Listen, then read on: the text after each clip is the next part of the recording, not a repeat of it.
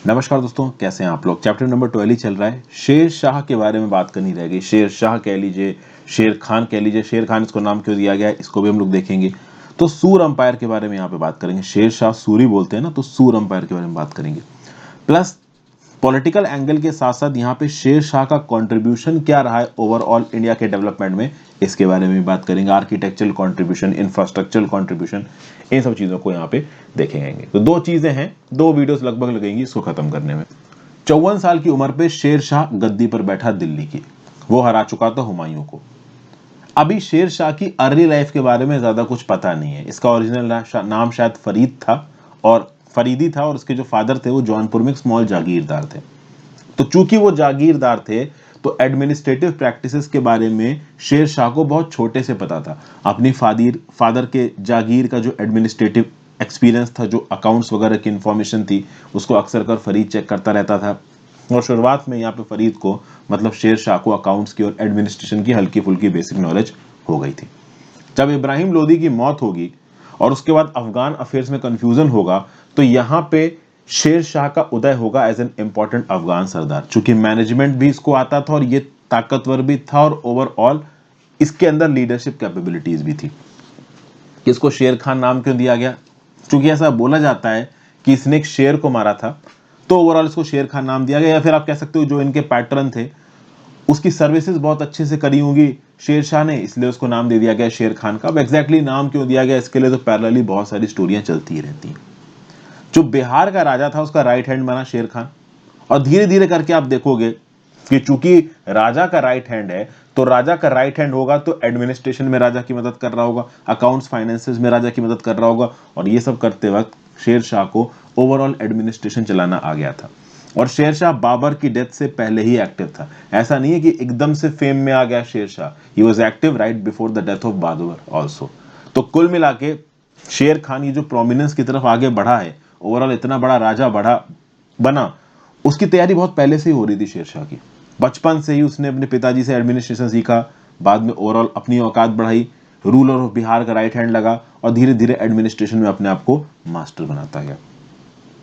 और जब वो हुमायूं को हरा देगा, he will rule the mightiest empire. Mightiest empire मतलब मोहम्मद बिन तुगलक के समय पे इतना बड़ा एम्पायर था। मोहम्मद बिन तुगलक के बाद किसी भी रूलर के अंदर, चाहे वो फिरोज तुगलक हो, चाहे इब्राहिम लोदी हो, चाहे सिकंदर लोदी हो, इतना बड़ा एम्पायर नहीं बन पाया था। तो मोहम्मद बिन तुगलक का एम्पायर तो बड़ा था ही भाई। मैंने आपको पहले बताया कि मोहम्मद बिन तुगलक का एम्पायर तो पूरे डेक्कन तक पहुंच गया था। ऑलमोस्ट पूरा साउथ इंडिया मोहम्मद बिन तुगलक के डायरेक्ट कंट्रोल में आ गया था। तो मोहम्मद बिन तुगलक के बाद अगर किसी का सबसे बड़ा अंपायर बना था तो वो था शेर शाह सूरी का। बंगाल पूरा शेर शाह सूरी के पास, इंदस चले जाओ, इंदस तक, मतलब पूरा का पूरा पाकिस्तान, ये पूरा का पूरा आपका शेर शाह सूरी के कंट्रोल के अंदर आ गया। हाँ, कश्मीर शेर शाह सूरी के अंदर नहीं था, ये याद रखिएगा। मालवा शेर शाह सूरी के अंदर आ गया, पूरा का पूरा राजस्थान शेर शाह सूरी के अंदर आ गया। तो ये जो राजपूत प्रिंसिपैलिटीज थी मालवा और राजस्थान के आसपास की, ये इतनी ताकतवर नहीं थी कि वो शेर शाह सूरी को हरा पाए। मालवा में एक इवेंट हुआ जिसके चलते शेर शाह सूरी के राज के ऊपर एक धब्बा लगा हुआ है। ठीक है, हुआ ये कि पूरनमल नाम का एक राजपूत रूलर था, और पावरफुल जो फोर्ट था ना चंदेरी का, उसके अंदर था पूरनमल। अब पूरनमल को अपने बाकी राजपूत दोस्तों के साथ और उनकी फैमिलीज के साथ जाना था, तो उसने पहले शेर शाह सूरी से परमिशन ली कि भाई मैं बाहर निकलूंगा और ओला मुझे जगह से इस जगह जाना है।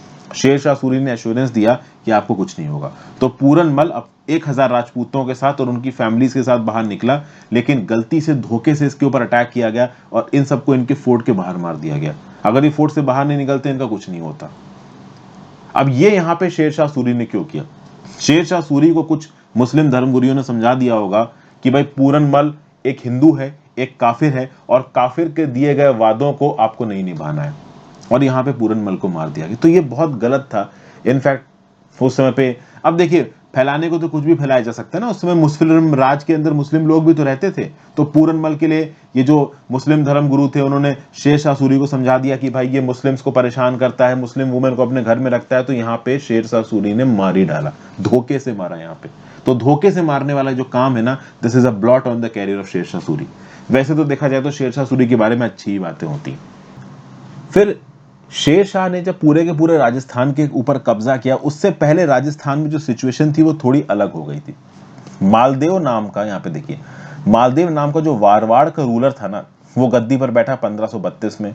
आपको पता है कि 1539 में बैटल ऑफ चौसा हुआ है, तो ये हुमायूं के राज के समय की बात है, 1532। उसने पूरा का पूरा वेस्टर्न और नॉर्दर्न राजस्थान अपने कंट्रोल में लिया। ओवरऑल उसने अपनी टेरिटरीज को बढ़ाया। जब हुमायूं शेर शाह के साथ कॉन्फ्लिक्ट में इन्वॉल्व था, जैसलमेर और भाटीज की मदद से उसने अजमेर के ऊपर कब्जा किया। कुल मिला के ये जो मालदेव नाम का मारवाड़ का रूलर था, इसकी डोमिनेंस इतने ज्यादा एक्सपेंड हो रहे थे कि मेवाड़ के आसपास के जो इलाके थे, जिसके साथ ही कॉन्फ्लिक्ट में आ गया। ओके, फिर बीकानेर के रूलर के साथ ही कॉन्फ्लिक्ट में आ गया मालदेव, और मालदेव ने बीकानेर के रूलर को भी मार दिया। अब जब मालदेव ने बीकानेर के रूलर को मार दिया, तो बीकानेर रूलर के जो दो बेटे थे, कल्याण दास और भीम, ये दौड़े दौड़े कहां पहुंचे, ये शेरशाह के पास पहुंच गए। अब हो सकता है कि शेरशाह उस समय पे इतना विजनरी हो कि वो इस प्रकार के लोगों को अपने यहाँ पे शरण दे रहा हो, ताकि बाद में समय आने पे हम वॉर छेड़ेंगे। और जब शेरशाह ने दिल्ली कब्जा लिया, उसके बाद उसने राजस्थान के ऊपर अपना बवाल शुरू किया, और राजस्थान को भी पूरा कब्जे में लेगा।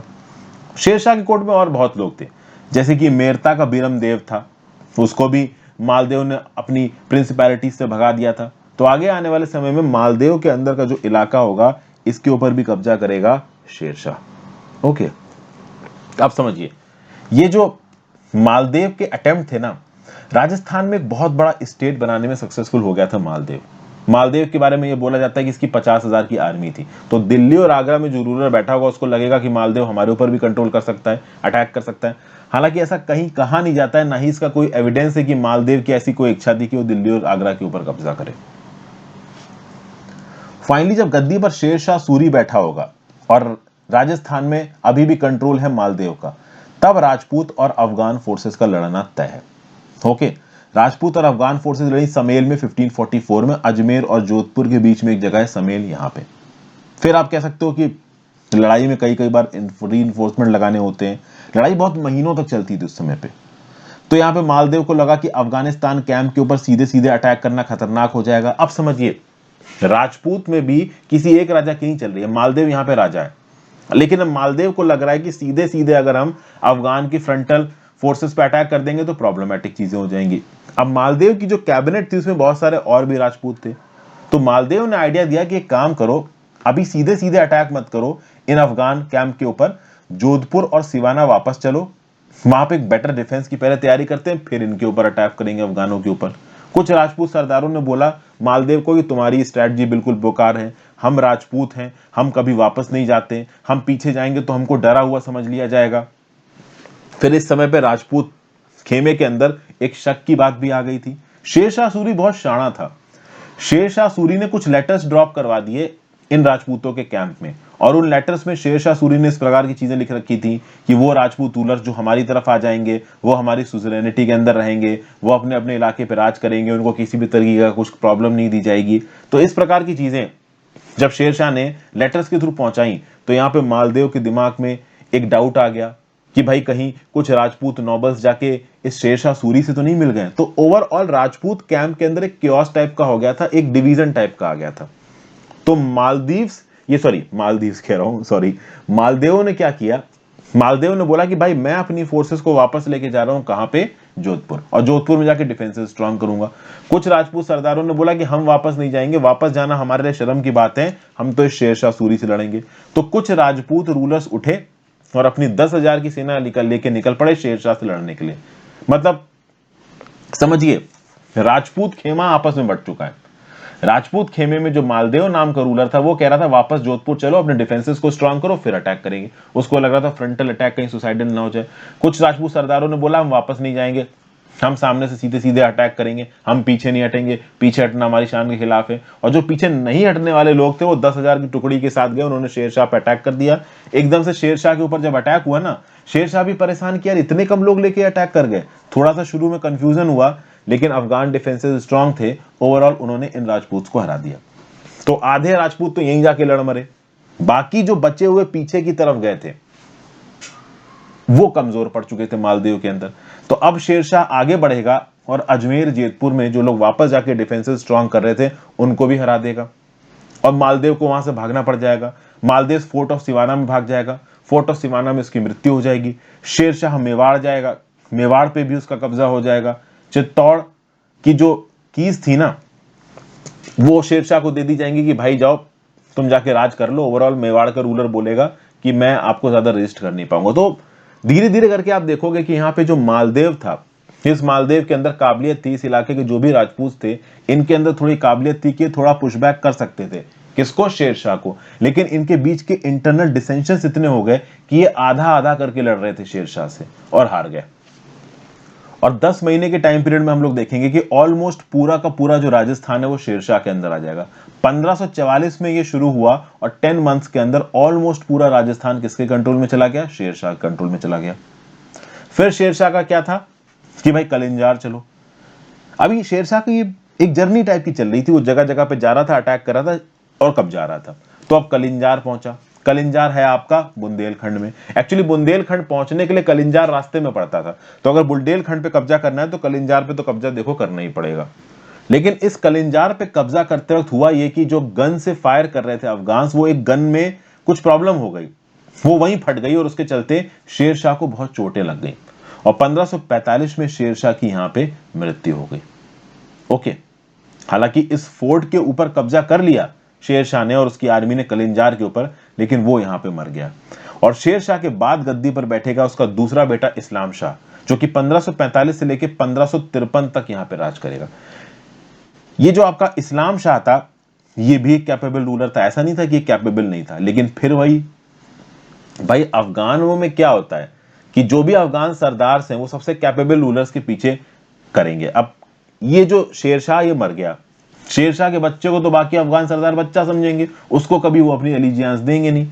तो भले ही इस्लाम शाह एक कैपेबल रूलर था, लेकिन पहली बात तो इस्लाम शाह नॉबल्स को कंट्रोल करने में उसका आधा समय चला गया, बचा कुचा समय इस्लाम शाह अपने भाइयों से लड़ता रह गया। उसके भाई फिर ट्राइबल फ्यूड्स हो जाते थे अफगान सोसाइटी के बीच में।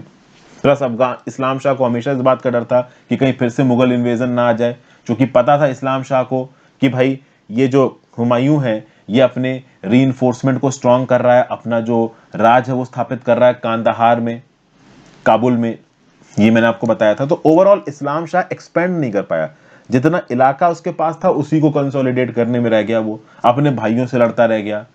उसको ये डर था कि मुगल्स कहीं अटैक ना कर दें, ट्राइबल फ्यूड्स उसके समय में बहुत होने लगे। तो ये इस्लाम शाह की अच्छी स्ट्रैटेजी थी कि उसने एक्सपेंशन का नहीं सोचा, कंसोलिडेशन का सोचा। और इस्लाम शाह की जल्दी ही यहाँ पे मौत हो जाएगी और उसके बाद जो सक्सेसर्स होंगे उसके बीच में फिर से सिविल वॉर हो जाएगा और यहाँ पे हुमायूं को मौका मिलेगा कि वो फिर से एंट्री मारे, कहाँ पे? इंडिया के अंदर।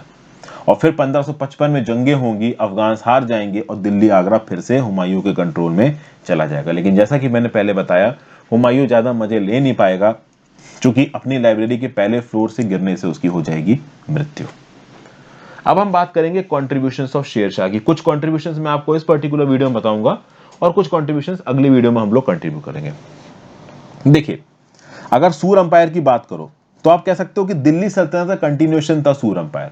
लोधी के जाने के बाद दो ही लीडर्स तो आए बीच में, एक बाबर आया, एक हुमायूं आया, और उसके बाद आ गया आपका शेरशाह सूरी का अंपायर। और जैसा कि मैंने आपको बताया था कि शेरशाह सूरी का अंपायर मोहम्मद बिन तुगलक के बाद का सबसे बड़ा अंपायर था। ठीक है, अब देखिए शेरशाह सूरी का फोरमोस्ट कंट्रीब्यूशन क्या था? उसने लॉ एंड ऑर्डर को एस्टैब्लिश किया through the breadth and length of his empire. Law and order was establish.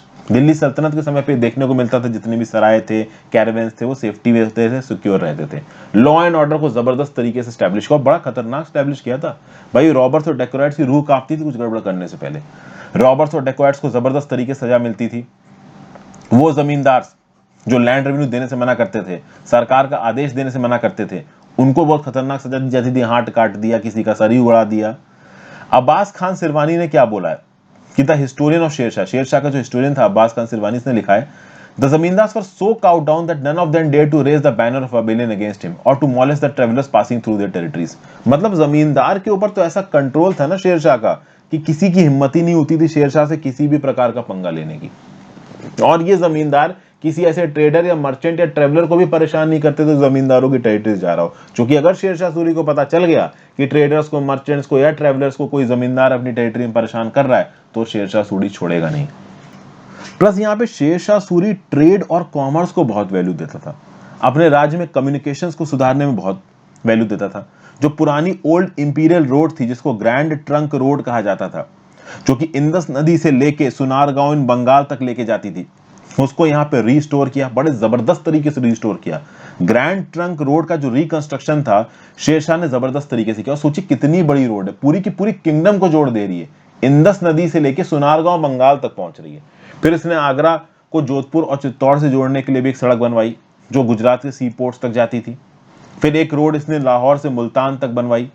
Multan को इतना इंपॉर्टेंट इसलिए माना जाता था क्योंकि अगर वेस्ट एशिया में और सेंट्रल एशिया में कोई जा रहा है तो वो मुल्तान के थ्रू होता हुआ जाएगा। फिर आगे देखिए, कन्वीनियंस ऑफ ट्रैवलर्स बहुत इंपॉर्टेंट है। शेरशाह को पता था कि लोग एक जगह से दूसरी जगह जाते थे, अब उस समय पे टूरिज्म तो था नहीं, तो एक जगह से दूसरी जगह लोग क्यों जाएंगे, ज्यादातर जो मर्चेंट्स और ट्रेडर्स होते थे वही एक जगह से दूसरी जगह जाते थे। तो शेरशाह ने हर कुछ दूरी पे सराय बना रखे थे, तो 2 कोस पे यानी लगभग हर 8 किलोमीटर पे सराय थे। सराय क्या था, एक फोर्टिफाइड लॉजिंग या इन थी, मतलब एक होटल टाइप का छोटा सा, ठीक है, जहां पे ट्रेवलर्स जाएं तो रात में रुक सकें, जो भी इन ट्रेवलर्स के पास सामान है उसको सेफ्टी से उस सराय में रख सके, तो गुड सेफ कस्टडी में रहते थे। इन सराय में हिंदूज के लिए अलग, मुस्लिम्स के लिए अलग से रहने का इंतजाम होता था। हिंदू ट्रेवलर्स को प्रोवाइड करने के लिए यहाँ पे ब्राह्मण्स को अपॉइंट किया गया था जो कि बेड और फूड प्रोवाइड करेंगे हिंदू ट्रेवलर्स को, उनके हॉर्सेस के लिए ग्रेन्स प्रोवाइड करेंगे।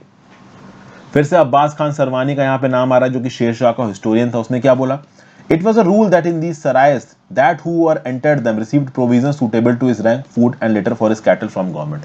सरकार ने इन सरायस में, इन इंस में प्रॉपर खाने पीने की सामान का बंदोबस्त कर रखा था और हर इंसान को अपनी औकात के हिसाब से यहाँ पे प्रोविजंस प्रोवाइड किए जाते थे। कोई बहुत हाई फाई आया तो उसको रहने का अच्छा अकोमोडेशन होगा, थोड़ा लो क्लास का आदमी हो थोड़ा लो क्लास का अकोमोडेशन होगा, इस प्रकार की चीज थी। फॉर क्लास शेरशाह सूरी के अंदर कास्ट पे डिसाइड नहीं होती थी, आपके पास कितना पैसा है इस पे डिसाइड होती थी। फिर भाई इन सरायस के चारों तरफ विलेजेस को सेटल करने की कोशिश की गई ताकि इन सरायस को अच्छे खासे इनपुट्स मिल सके।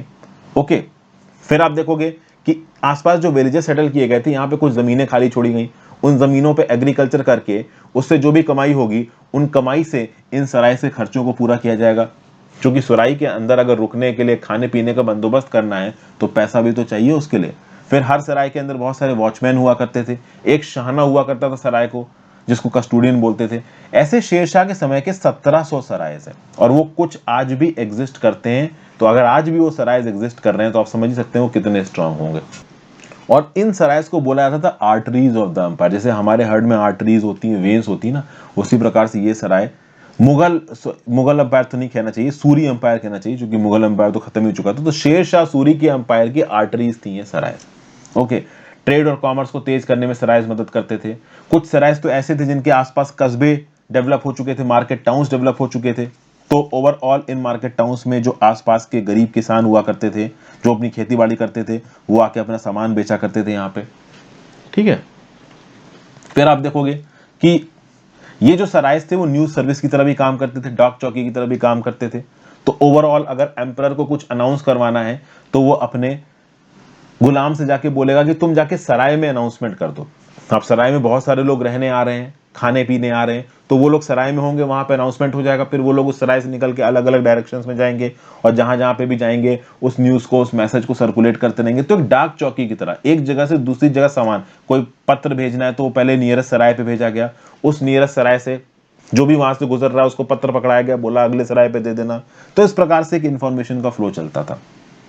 ओके, और अपने वास्ट एम्पायर के डेवलपमेंट में खासकर इंफॉर्मेशन के ट्रांसफर में भी ये सरायस खासा मदद करते थे, ठीक है। डाक चौकीस की तरह यहाँ पे काम करते थे। अभी के लिए मैं इस वीडियो को खत्म कर रहा हूँ, नेक्स्ट मैं इस वीडियो के बाद कंटिन्यू करूंगा, एक और वीडियो लगेगी और यहाँ पे ओवरऑल शेरशाह सूरी का जो पूरा का पूरा अंपायर है वो मैं आपको समझा दूंगा। आई होप आपको वीडियो पसंद आ रही है दोस्तों, ज्यादा से ज्यादा लोग साथ इन वीडियोस को शेयर करें, अपने व्यू पॉइंट नीचे कमेंट बॉक्स में दे सकते हैं, इंस्टाग्राम पे फॉलो कर लीजिए, टेलीग्राम ग्रुप ज्वाइन कर लीजिए, हर चीज का लिंक नीचे दिया हुआ, वहां पे आपको चैनल से रिलेटेड अपडेट्स मिल जाएंगे।